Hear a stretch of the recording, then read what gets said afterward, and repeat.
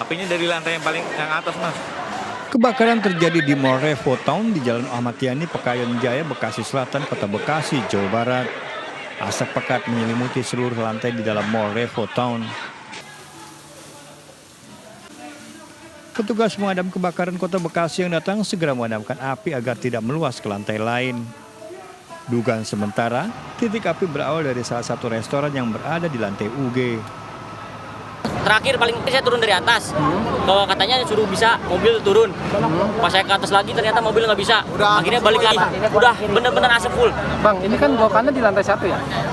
Di P1, di P1 ya, lantai 1 ya. Ini berarti sempat merembet ke lantai 2 atau lantai 3 nggak Bang, yang Abang tahu? Kita nggak masuk ke dalam, Kita nggak dalam, kita lagi di atas. Kebetulan lagi latihan anak-anak kecil main sepeda.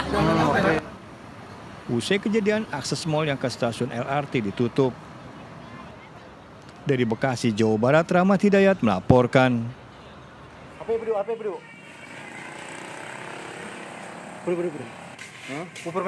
Kepolisian dari Polres Aceh Utara menggerebek sejumlah warung kopi. Dari lokasi ditangkap 14 warga yang terbukti sedang bermain judi online. Barang bukti HP disita. Akibat perbuatannya, pelaku judi online terancam hukuman cambuk di muka umum. 14 pelaku judi online di TKP yang berbeda-beda di wilayah hukum Polres Aceh Utara. Yang kami harapkan kepada masyarakat segera berhenti, karena judi dapat merusak keluarga, cita-cita, dan masa depan. Maraknya judi online membuat jumlah pasien yang dirawat di Rumah Sakit Marzuki Mahdi Bogor mengalami peningkatan. Umumnya para pasien didiagnosa mengalami gambling disorder. Selain telah merubah perilakunya dalam kehidupan sehari-hari, rata-rata para pelaku judi online ini kerap memiliki rasa cemas yang berlebihan hingga tindak kriminal. Tadi kasusnya tidak hanya dia gambling disorder atau gangguan kecanduan judi, tetapi juga ada kondisi lain yang menyertai, yaitu nafzah. Ya. Selama dirawat, pasien judi online dapat melakukan konsultasi, menggunakan fasilitas kebugaran hingga bermain alat musik. Dari Bogor dan Aceh Utara melaporkan. Sebuah mobil SUV menabrak belakang truk yang sedang berhenti di bahu jalan tol Semarang-Batang, Jawa Tengah. 4 orang tewas.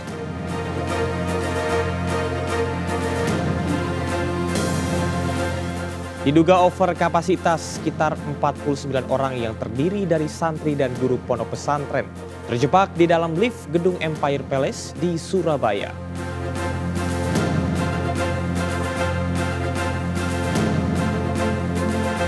Rombongan jemaah haji Kloter 1 Embarkasi Solo akan pulang ke tanah air menyusul fase kepulangan jemaah haji gelombang 1 dari Tanah Suci ke Indonesia.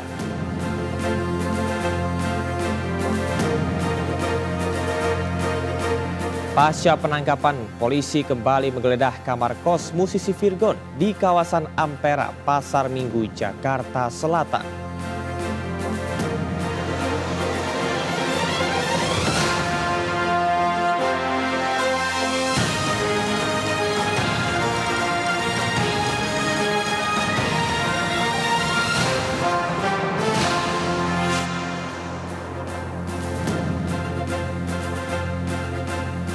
Halo, selamat pagi pemirsa, selamat hari Minggu, apa kabar Anda?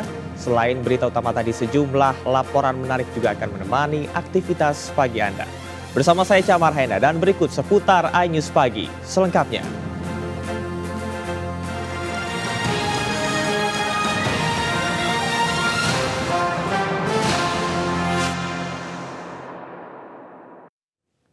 Kita ke informasi pertama, pemirsa. Diduga melebihi kapasitas, 49 orang yang terdiri dari santri dan guru pondok pesantren terjebak di dalam lift gedung Empire Palace di Surabaya.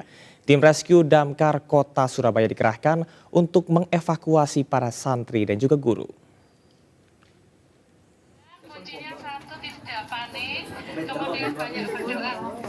Sedikitnya 49 orang yang terdiri dari santri dan guru pondok pesantren Alif Lam Mim, Surabaya, terjebak dalam lift gedung Empire Palace saat akan melakukan gladi resik wisuda kelulusan SMP dan SMA. Tim rescue damkar kota Surabaya dikerahkan untuk selamatkan para santri dan guru. Mereka yang terjebak dievakuasi lewat plafon lift menggunakan tangga. Salah satu santri yang terjebak dalam lift mengaku saat kejadian, suasana gedung sedang ramai dan petugas gedung meminta seluruh siswa untuk masuk ke dalam lift meski dalam kondisi overkapasitas. Setelah seluruh santri dan guru masuk ke dalam lift, tiba-tiba lift error dan macet selama kurang lebih 30 menit. Tadi itu kejadian yang ada di Empire, jadi itu ada anak-anak yang terjebak di lift dari lantai 1 ke lantai 2. Ternyata sampai di tengah-tengah baru naik itu infonya anak-anak itu langsung bunyi error, jadi lift itu langsung berhenti. Beruntung para santri dan guru bisa dievakuasi dalam kondisi selamat, sementara pihak gedung masih belum bisa dimintai keterangannya. Dari Surabaya, Jawa Timur, Hari Tambayong melaporkan. Sebuah mobil SUV menabrak belakang truk yang sedang berhenti di bahu jalan tol Semarang-Batang, Jawa Tengah.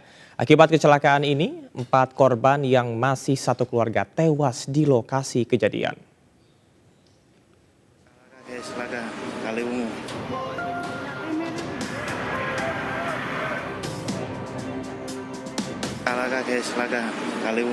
Sejumlah puing kendaraan berserakan di kilometer 405 Jalan Tol Semarang menuju Batang, Jawa Tengah. Warga sekitar segera mendatangi lokasi kejadian. Sementara posisi mobil SUV yang ringsek sudah melawan arah. Peristiwa berawal saat mobil SUV yang melaju kencang dari arah Jakarta menuju Batang, Jawa Tengah. Diduga pengemudi SUV hilang kendali hingga menabrak belakang truk yang sedang mogok di bahu jalan. Akibat kejadian ini 4 korban tewas di lokasi kejadian, sementara 2 penumpang lainnya terluka. Petugas yang datang segera mengevakuasi ke-4 korban tewas ke Rumah Sakit Muhammadiyah Kendal. Nah, terus Pak Juru ini sama-sama dari barat. Dari barat, kencang berarti Mas?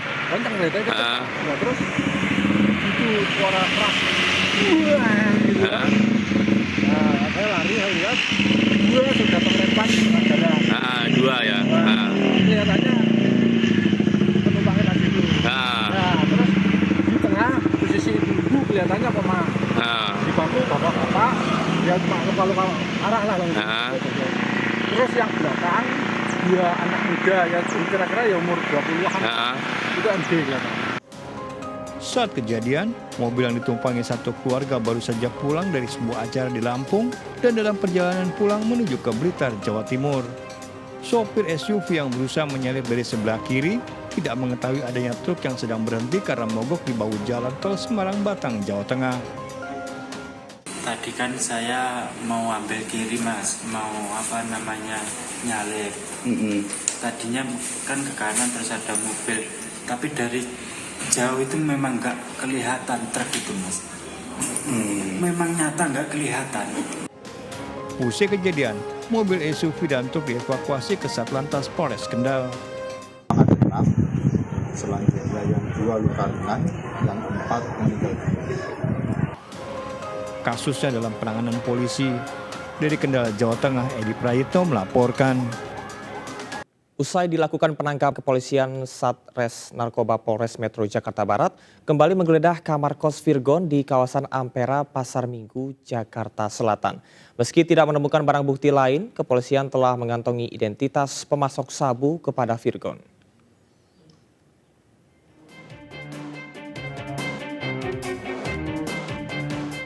Video amatir ini merekam dari detik saat penangkapan musisi Virgon Putra Tambunan bersama seorang teman wanitanya berinisial PA di sebuah kamar kos di kawasan Ampera, Pasar Minggu, Jakarta Selatan beberapa waktu lalu. Dari rekaman video ini, Virgon mengeluarkan alat hisap sabu berupa botol minuman kemasan berikut narkotika jenis sabu yang disimpan di dalam plastik klip kecil di sebuah kotak berwarna hitam. Dalam keterangannya, Kasat Narkoba Polres Metro Jakarta Barat AKBP Indrawini Panji Yoga mengatakan usai dilakukan penangkapan dan penggeledahan awal, polisi kembali melakukan penggeledahan ulang di kamar indekos milik Virgon. Namun polisi tidak menemukan adanya barang bukti lain selain dari yang didapati pada penggeledahan awal. Selain itu, Panji juga menyebut dari hasil pemeriksaan sementara, polisi telah mengantongi identitas pemasok narkoba jenis sabu kepada Virgon dan saat ini tengah dilakukan pengejaran. Dan kami juga sudah melakukan penggeledahan ulang di TKP di kosan saudara VTP Tidak ada barang bukti lain yang kami temukan selain barang bukti yang awal kami temukan di TKP, yaitu narkotika jenis sabu dan alat hisap sabu. Selanjutnya juga kami sudah mengantongi identitas yang memberikan narkotika jenis sabu ke saudara VTP dan saudara PA, dan saat ini kami sedang melakukan pengejaran. Selain kedua orang tersebut, polisi juga mengamankan barang bukti berupa 1 klip kecil narkotika jenis sabu, sisa pakai berikut alat hisapnya. Dari Jakarta, Miftol Gani, iNews melaporkan.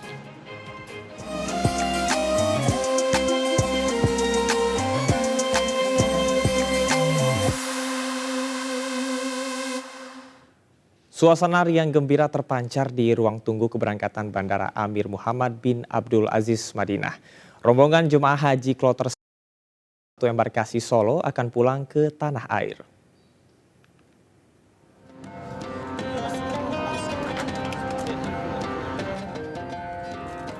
Fase kepulangan jemaah haji gelombang 1 dari Tanah Suci ke Indonesia sudah mulai dilakukan pada 22 Juni 2024. Rombongan jemaah haji kloter 1 embarkasi Solo atau SOC 01 merupakan yang pertama terbang ke tanah air dari Bandara Amir Muhammad bin Abdul Aziz, Madinah, Arab Saudi. Total ada 360 jemaah haji asal Temanggung dan Magelang, Jawa Tengah, serta 5 petugas yang tergabung dalam kloter ini. Mereka pun gembira sekaligus bersyukur bisa menunaikan ibadah haji dan pulang ke kampung halaman. Perasaannya senang, bersyukur banget bisa menunaikan ibadah, bisa sampai sini dengan selamat, pulang sehat, bareng-bareng sama teman-teman semua, nggak ada yang tertinggal di sana tentunya. Sementara mengacu pada aturan penerbangan, para jemaah diingatkan untuk tidak membawa barang bawaan yang dilarang seperti air zam-zam dalam ukuran apapun dan kemasan apapun ke dalam kabin. Selain itu, jemaah haji juga diimbau untuk membawa seluruh dokumen seperti paspor, boarding pass masing-masing. Pastikan jemaah tidak ada air zam-zam masuk ke dalam tas kabin. Kemudian barang terlarang kayak mungkin pisau, kemudian gunting atau yang lain-lainnya ya, yang masuk kategori barang terlarang tolong dicek betul. Jangan sampai nanti pas mau masuk dibuka kemudian terkendala untuk masuk. Sebelum pulang ke tanah air, koper bagasi jemaah haji akan ditimbang 2 hari sebelum jadwal keberangkatan dari hotel ke bandara. Jika ada kerusakan koper yang cukup parah, jemaah bisa mengajukan penggantian koper yang baru ke ketua kloter secara gratis. Sementara selain SOC 01 ada 5 kloter lainnya yang juga dipulangkan ke tanah air, diantaranya SOC 02, SOC 03, SOC 05, BDJ 01, dan UPG 01. Kepulangan jemaah haji Indonesia akan berlangsung hingga 3 Juli mendatang. Dari Madinah, Arab Saudi, Suhud Nur Fadli, iNews melaporkan.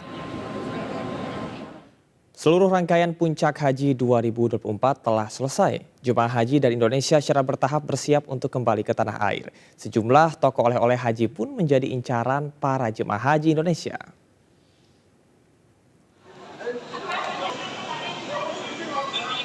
Sebelum menuju kampung halaman, jemaah haji tentu tak lupa membeli oleh-oleh untuk keluarga tercinta. Ini terlihat dari ramainya sejumlah toko oleh-oleh yang diburu para pembeli di sekitar Masjid Nabawi Madinah, Arab Saudi. Menariknya, para jemaah haji ini bisa memilih oleh-oleh sesuai keinginan mulai dari kurma, coklat, jam, tasbih, gelang, hingga perlengkapan sholat.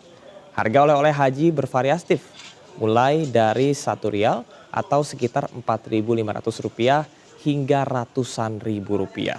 Uniknya, para jemaah haji khususnya Indonesia bahkan bisa membayar menggunakan rupiah.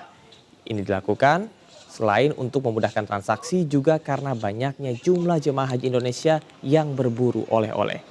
Nah, bagi para jemaah yang tertarik bisa langsung datang melalui pintu 399 Masjid Nabawi mengarah ke gedung berbentuk atap menyerupai keong. Kita ke informasi lain, pemirsa, Kota Tua menjadi salah satu spot perayaan HUT DKI Jakarta ke-497. Kota Tua akan menjadi lokasi Jakarta Light Festival yang akan berlangsung hingga malam nanti. Dan berikut laporan Ayah Nufus serta juru kamera Muhammad Firmansyah. dengan pantun, jalan-jalan naik kapal, jangan lupa bawa kembang api. Di Kota Tua ada Jakarta Light Festival, warganya rame duduk-duduk sambil ngopi. Ramai sekali situasi di Kota Tua dalam perayaan HUT DKI Jakarta yang ke-497, dan di belakang saya ini sedang berlangsung salah satu agenda di Kota Tua, tepatnya di Taman Museum Fathahillah ya, video mapping yang ditayangkan langsung di dinding dari Museum Fathahillah. Dan situasi terkini ramai sekali oleh masyarakat yang tidak hanya berasal dari Jakarta saja, namun juga ada juga dari luar Jakarta seperti Depok, Bogor, Tangerang, dan sekitarnya. Dan tidak hanya video mapping saja, nantinya juga akan ada banyak agenda lainnya seperti penampilan musisi-musisi tanah air, serta akan ada pertunjukan kembang api nantinya. Dan pemirsa, saya ingin mengajak Anda untuk coba-coba berbincang dengan salah satu pengunjung yang ada di Kota Tua pada malam hari ini. Halo, selamat malam Mas. Dengan siapa namanya Mas? Pak Yusuf. Pak Yusuf, Pak datang dengan siapa nih Pak Yusuf? Dengan istri, dengan anak. Ramai ya Pak ya. Pak, kenapa nih memilih datang ke Kota Tua? Karena tua nyaman gratis lagi. Pak, ini kan dalam rangka perayaan DKI ini, apa nih harapannya untuk Jakarta? Harapan saya Jakarta maju, bahagia warganya, dan tidak macet, mengurangi macet. Oke, siap. Terima kasih Pak Yusuf. Nah, pemirsa, itu dia tadi perbincangan saya dengan salah satu pengunjung yang ada di Kota Tua dalam perayaan HUT DKI Jakarta ke-497. Dan ini masih akan ada agenda lainnya selain video mapping, yakni nantinya akan ada pertunjukan drone, kemudian juga akan ditutup dengan pertunjukan kembang api. Dan untuk Jakarta Light Festival ini akan berlangsung selama 2 hari, yakni pada hari Sabtu dan juga Minggu 23 Juni 2024. Baik, pemirsa, dan ini merupakan momen yang sangat berharga karena ini merupakan tahun terakhir bagi Jakarta merayakan ulang tahun dengan menyandang status sebagai ibu kota. Baik, saya akan tutup dengan pantun rekan-rekan dan juga pemirsa. Ini ke Cilandak berburu topi. Pemirsa, saya sambil ngelihat dulu dia karena saya tadi baru aja menuntunnya. Harta dijual di Kebayoran Lama. Selamat Hari Milad Jakarta kece, majulah kotanya, bahagialah warganya. Dari Jakarta saya Ayah Nufus Muhammad Firmansyah, iNews melaporkan. Pemirsa, Jakarta Night Carnival kembali digelar di Monas, Jakarta dalam rangka merayakan HUT ke-497 DKI Jakarta Sabtu malam. Acara malam puncak perayaan HUT DKI Jakarta yang digelar Pemprov DKI Jakarta disambut antusias ratusan warga Jakarta dan sekitarnya. Dan berikut laporan Henry Aprilia serta juru kamera Muhammad Hoirudin.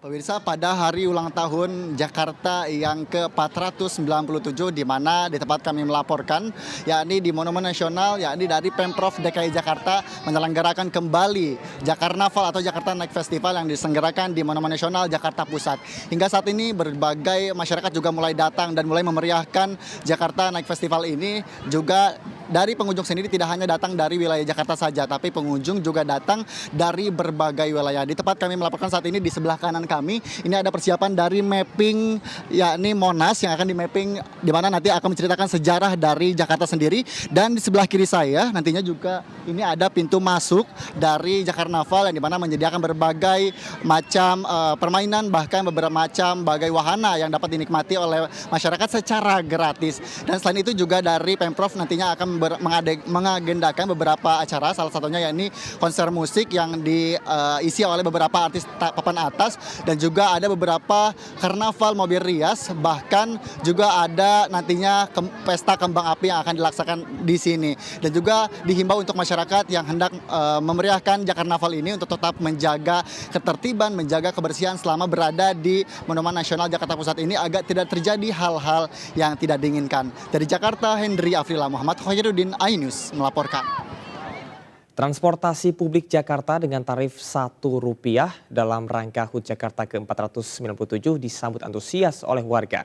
Tak sedikit warga yang tertarik untuk mencoba moda transportasi publik seperti LRT, MRT hingga Transjakarta. Dalam rangka HUT Jakarta ke-497, Pemprov DKI Jakarta memberikan hadiah spesial yaitu tarif Rp1 untuk para masyarakat yang menggunakan transportasi umum seperti Transjakarta, LRT dan juga MRT. Lantas bagaimanakah tanggapan dari masyarakat terkait adanya tarif Rp1 ini? Kita akan langsung mencari yang sedang menggunakan. Halo, dengan Mas siapa? Saya Yusuf. Oke, Mas Yusuf ini memang pengguna LRT? Biasanya di LRT Jabodetabek sih Mbak. Ini baru LRT Jakarta ini. Oke, baru ini. Nah, saat ini kan ada program dari Pemprov DKI Jakarta terkait Rp1 untuk LRT. Gimana tanggapannya nih sebagai pengguna baru? Tanggapan saya sih bagus ya, karena bisa ajak anak istri jalan-jalan keliling Jakarta gitu. Jujur menurut saya untuk itu sangat membantu karena kan yang awal bisa 3.000 sampai 5.000 akhirnya menjadi Rp1 tentu saja membantu kita sebagai pengguna. Oke, terus ini kan Jakarta lagi ulang tahun. Kamu nih sebagai yang tinggal di Jakarta, ada ucapan nggak atau mungkin harapannya? Untuk ucapan selama ulang tahun Jakarta, harapan saya semoga transportasi umum terutama seperti LRT dan Transjakarta diperbanyak durasi kedatangan bis dan keretanya. Itu saja sih Mbak. Terima kasih ya Mas ya.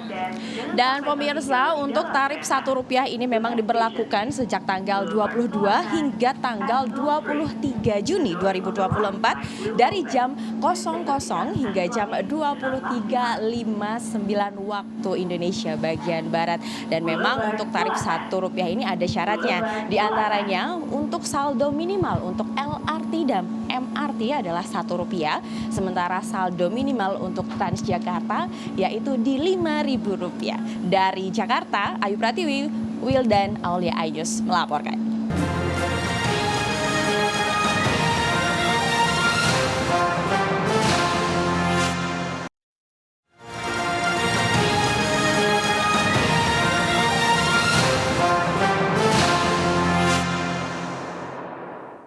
Anda masih di seputar Anyus Pagi bersama saya Camar Haenda.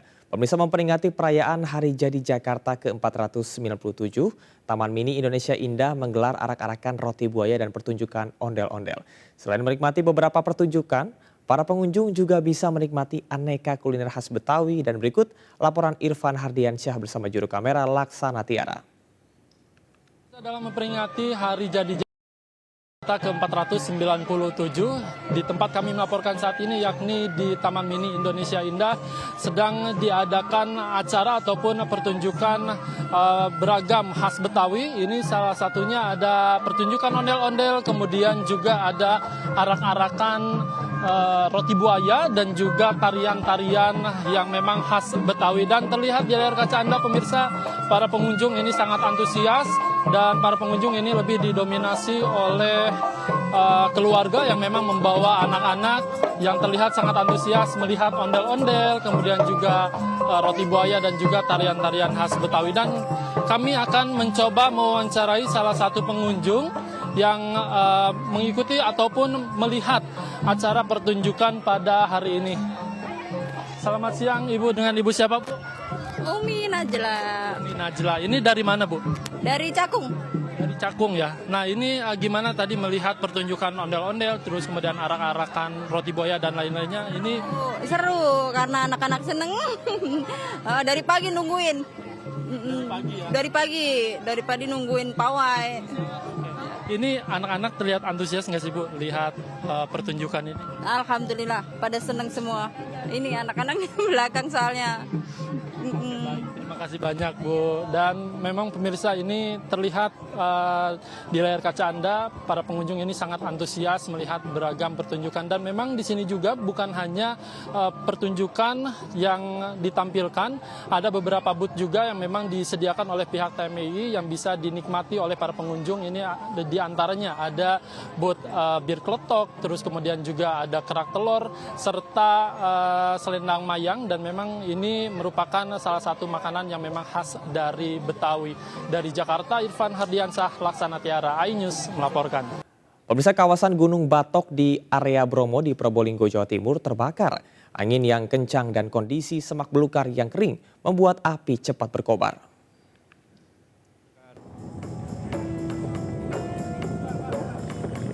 Kawasan Gunung Batok area Bromo, Kabupaten Probolinggo, Jawa Timur terbakar. Sejumlah warga yang baru selesai melaksanakan yatna kasada dan sejumlah petugas berusaha memadamkan api dengan alat seadanya. Namun angin yang kencang dan kondisi semak belukar yang mengering membuat api semakin meluas dan berkobar. Api sempat padam namun kembali muncul. Harapannya yaitu tadi supaya masyarakat lebih sadar bagaimana kita bisa memelihara lingkungan ini supaya tetap hijau dan lestari. Ada harapan kepada petugas yang menjaga di sini, Bu? Lebih ekstra aja untuk mengawasi pengunjung. Belum diketahui penyebab kebakaran. Dari Probolinggo, Jawa Timur, Hana Purwadi melaporkan.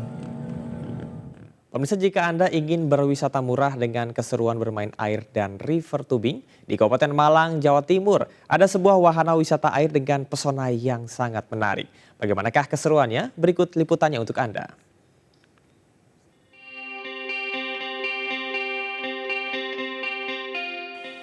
Wahana wisata Sumber Maron di Desa Karangsuko, Pagelaran, Kabupaten Malang, Jawa Timur menjadi salah satu destinasi wisatawan untuk menikmati musim liburan.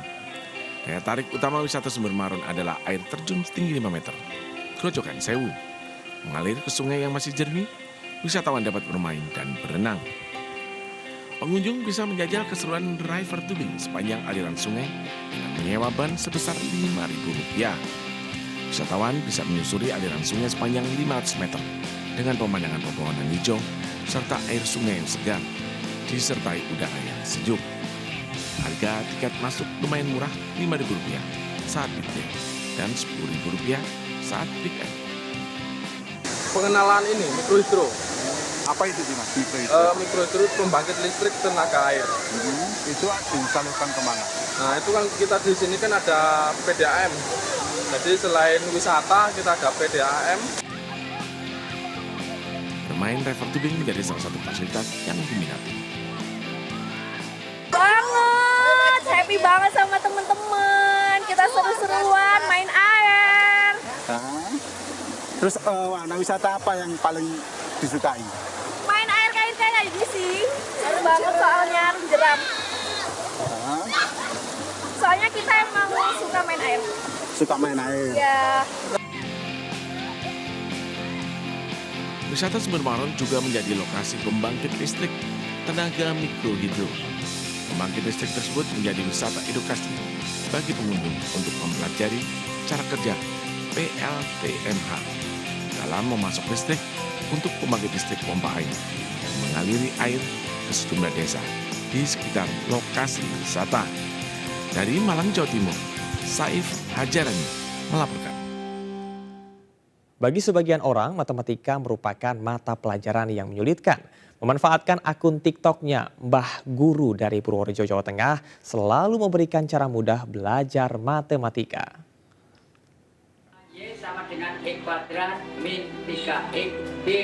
Inilah keseharian Melan Ahmad, 78 tahun, warga Panganjuru Tengah, Purworejo, Jawa Tengah. Melalui akun media sosialnya, kakek pensiunan guru ini kerap berdoa sebelum membagikan cara mudah belajar matematika. Pria yang akrab disapa Mbah Guru ini telah membantu banyak pihak dan memiliki ratusan ribu pengikut di akun @binaprestasiswa. Meski hanya menggunakan papan tulis sederhana di rumahnya, namun penghasilannya melebihi masa aktif sebagai guru. Dalam sehari, Mbah Guru matematika live di media sosial dan membaginya dalam 2 sesi. Sesi pertama pukul 16 hingga 17 waktu Indonesia Barat dan sesi kedua pada pukul 19.30 hingga pukul 21 waktu Indonesia Barat. Program Mbah itu kan visi dan misinya bagi-bagi ilmu dan bagi-bagi pengalaman. Bagi-bagi ilmu kepada siswa generasi muda, kalau bagi-bagi pengalaman kepada guru-guru yang junior yang pengalamannya masih 20 tahun ke bawah. Sebelum memutuskan mengajar secara online, Melan Ahmad berniat membuka tempat les matematika. Melan pun tak mematok biaya bagi para pengikutnya. Ilmu yang bermanfaat adalah ilmu yang berguna bagi semua. Dari Purworejo, Jawa Tengah, Johartoyo melaporkan. Berbagai kegiatan bisa dilakukan saat mengisi libur sekolah. Sejumlah pelajar di Medan melakukan manasik haji, sementara di Boyolali para pelajar mendatangi objek wisata religi.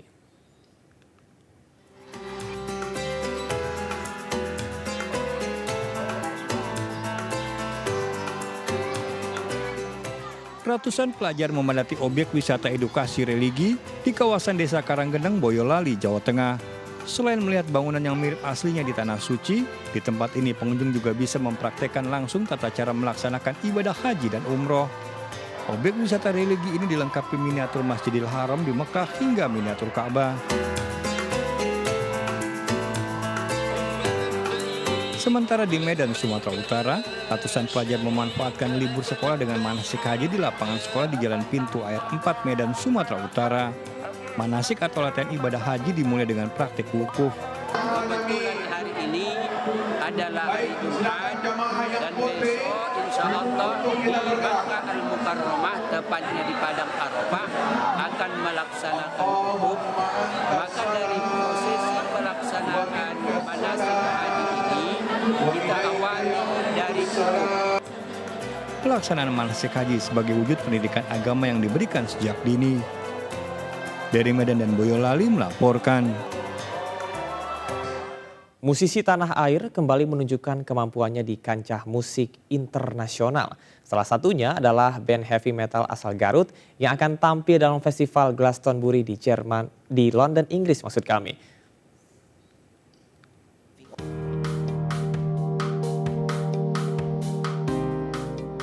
Band heavy metal asal Garut, Jawa Barat Voice of Baceprot atau VOB mendapat dukungan Kemenparekraf tampil pada Festival London. VOB yang akan tampil pada 26 hingga 30 Juni 2024 diharapkan juga dapat mempromosikan pariwisata Indonesia di kancah dunia. Selamat dan semoga terus bisa membanggakan Indonesia, mengangkat produk ekonomi kreatif kita ke level dunia dan mempromosikan bukan hanya Indonesia tapi pariwisatanya juga. Sejauh ini persiapannya udah 99%. Kemarin kita baru persiapan secara teknis kayak alat, karena kebetulan sebelum berangkat ke sana kemarin kita upgrade equipment baru. Kiprah VOB ini menambah banyaknya musisi tanah air yang bersinar di kancah internasional dan diharapkan mampu menaikkan citra Indonesia serta menginspirasi musisi lokal dalam berkarya. Dari Jakarta, Fakih Satrio, iNews melaporkan. Koperasi karyawan MNC Group ditargetkan memiliki aset 100 miliar dalam 3 tahun ke depan. Disatukannya seluruh entitas koperasi karyawan di lingkungan MNC Group dapat menjadi kekuatan untuk mencapai target tersebut.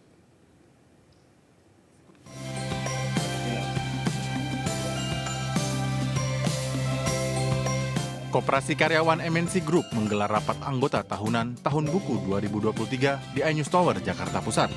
Dalam rapat yang dihadiri Eksekutif Chairman MNC Group Haritanu Sudibyo ini, Deputi Bidang Perkoperasian Kemenkop dan UKM Ahmad Zabadi mengapresiasi penyatuan entitas koperasi karyawan MNC Group.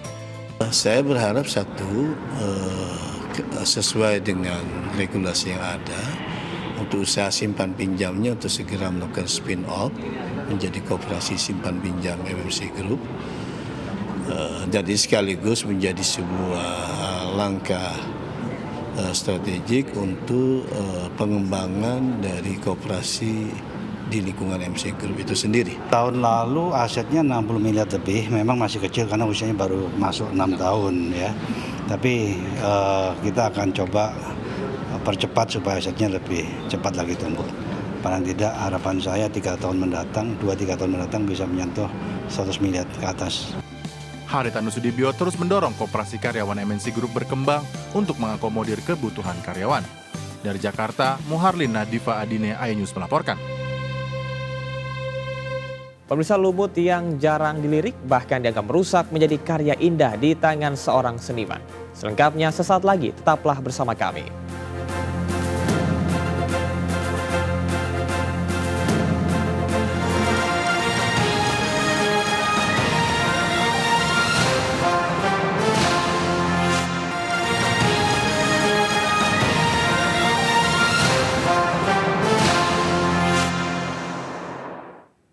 Anda masih di seputar iNews Pagi bersama dengan saya Camar Hainda. Kreativitas memang tak berbatas. Lumut yang jarang dilirik bahkan dianggap merusak menjadi karya indah di tangan yang tepat. Itulah yang ditunjukkan oleh seorang seniman asal Bali dengan karya yang dinamakan Wolmosh.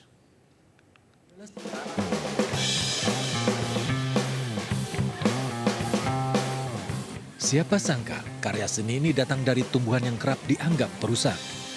Inilah wall moss atau diorama dinding yang terbuat dari lumut hutan. Adalah sebuah studio di Gianyar, Bali yang menjadi spesialis wall moss cantik ini. Dengan kreativitas tinggi, lumut hutan dibuat menjadi ornamen interior yang tak sekedar pelengkap, bahkan menjadi pusat perhatian sebuah rumah. Wall moss dipadukan dengan berbagai ornamen alam lain seolah membawa kesejukan alam ke dalam ruangan. Layaknya sebuah karya seni, wall moss tidak memiliki standar harga. Namun kebanyakan wall moss karya studio ini dihargai mulai 3,5 juta rupiah per meter persegi. Kalau yang pertama sih untuk wall moss sendiri sih sebetulnya karya seni secara pribadi. Tapi kalau mau di komersial kita harus mengerti dasar-dasar alam itu sendiri. Karena moss wall sendiri kita menggambarkan alam pada sebuah kanvas. Untuk eksekusinya saya rasa hampir sama antara lukisan dengan wall moss. Karena wall moss juga memiliki tekstur kedalaman bidang sama seperti karya lukis sendiri, cuman berbeda media aja sih sebetulnya. Perawatan wall moss sendiri terbilang mudah, cukup membersihkan debu yang menempel dengan kuas. Moss atau lumut yang digunakan telah melalui proses pengawetan sehingga tidak perlu khawatir akan busuk atau kering. Dari Gianyar, Bali, Indira Ari, iNews melaporkan. Salah satu kue legendaris khas Palembang, kumbu, yang terbuat dari kacang merah memiliki cita rasa yang manis dan lembut di lidah, kini sudah sulit ditemukan. Namun salah satu pembuat kue di Palembang melestarikan kue kumbu dan bercita-cita menjadikan kumbu sepopuler pempek.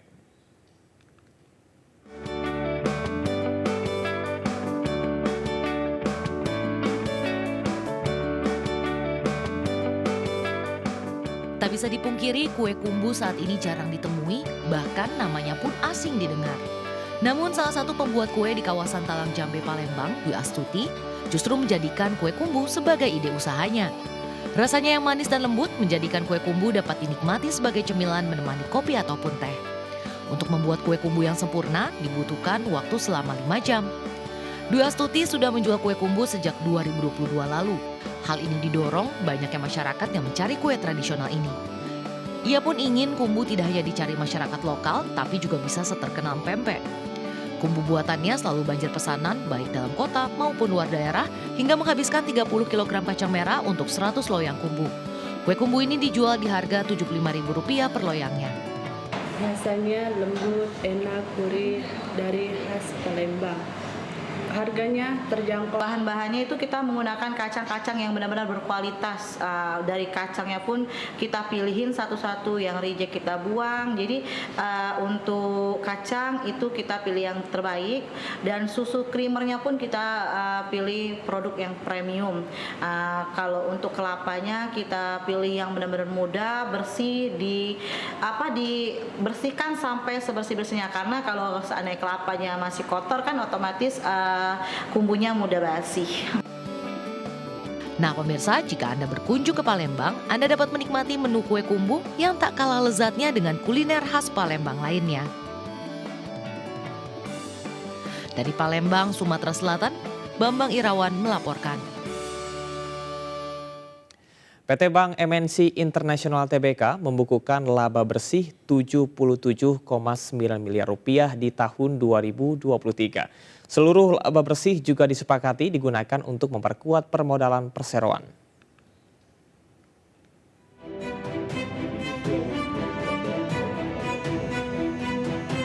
PT Bank MNC International Tbk menggelar rapat umum pemegang saham tahunan dan rapat umum pemegang saham luar biasa tahun buku 2023 di MNC Conference Hall Kebon Sirih, Jakarta. Dalam RUPST dan RUPSLB ini, para pemegang saham menyetujui pengunduran diri Mahdan sebagai komisaris dan mengangkat 2 direktur baru, yaitu Aris Palembangan dan Zainuddin Samaludin. MNC Bank juga mencatatkan laba bersih tahun 2023 sebesar Rp77,9 miliar yang dibukukan sebagai laba ditahan untuk memperkuat permodalan dan tidak membagikan dividen kepada pemegang saham. Total dana pihak ketiga pada tahun 2023 sebesar Rp13,40 triliun, meningkat 1,88% dibanding periode sebelumnya. Selain itu, para pemegang saham juga menyetujui rencana aksi korporasi, yakni menerbitkan 4,45 miliar saham sebagai penambahan modal tanpa hak memesan efek terlebih dahulu. Tim Liputan iNews melaporkan. PT MNC Capital Indonesia Tbk berhasil mencetak laba bersih 77,6 miliar rupiah di tahun buku 2023. Dalam rapat umum pemegang saham tahunan dan rapat umum pemegang saham luar biasa di iNews Tower Jakarta Pusat menyepakati seluruh laba bersih akan digunakan untuk pengembangan bisnis perusahaan.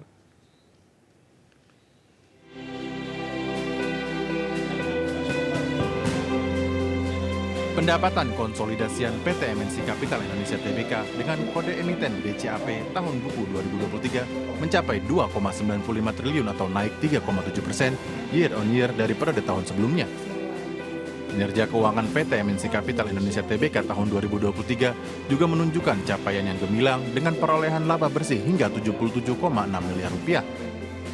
Dalam RUPST dan RUPSLB di iNews Tower Jakarta juga disepakati seluruh laba bersih tahun buku 2023 digunakan untuk pengembangan bisnis perusahaan, sehingga tidak ada dividen yang dibagikan. Perseroan mencatatkan berbagai pencapaian dalam kinerja keberlanjutannya. Dalam aspek ekonomi, Perseroan berhasil mencatat kinerja keuangan yang baik. Sebanyak 63,5% pendapatan BCAP berasal dari bunga dan dividen sebesar 1,87 triliun, disusul pendapatan premi bersih mencapai 348,8 miliar rupiah. Dari Jakarta, Nisa Sahib Sadusanto iNews melaporkan. PJ Gubernur Jakarta Heru Budi Hartono meminta polisi memproses hukum bagi penjara Rusun Marunda. Seorang pencopet babak belur usai terpergok saat beraksi di sebuah masjid di Palembang, Sumatera Selatan.